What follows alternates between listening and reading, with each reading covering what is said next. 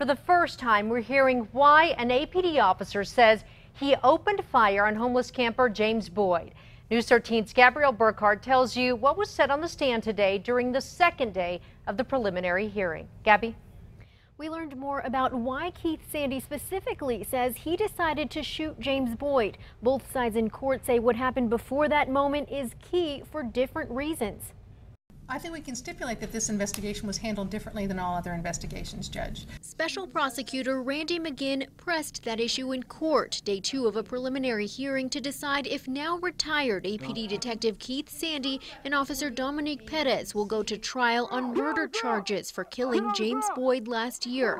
Lead investigator for the case, Jeff Stone, took the stand most of the day. I do typically try to interview them right away. Prosecutors pointed out Sandy and Perez were not separated after the shooting and weren't interviewed until 2 days later. One of the reasons you separate witnesses is so that they can't coordinate their stories. Is that right? Still, the defense stuck to their plan and had Stone read word for word what Sandy told him about feeling threatened by Boyd, who was armed with knives. We moved up to where we were parallel with him on the mountain. Sandy says officers wanted to arrest Boyd before sundown since the dark would put them at a disadvantage. He says he threw the flashbang. It didn't show any effects on him. Sandy says Boyd didn't flinch and instead threw down his backpack in an aggressive manner. Sandy described it. The way that I perceived it was like when the hockey players are on the ice and they're going to fight. He says another officer fired a taser shotgun, then the canine went in. Sandy says none of those tactics seemed to work. I observed the male through my scope turn from squared off to me.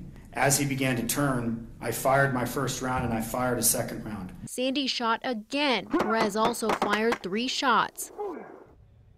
Prosecutors also asked the investigator why Sandy does not have video of the encounter. The detective said he doesn't recall if he asked Sandy, but he also said he has no evidence Sandy's video was erased or manipulated. Back to you. All right. Thank you, Gabrielle. Keith Sandy also told investigators he was afraid Boyd would stab one of the officers.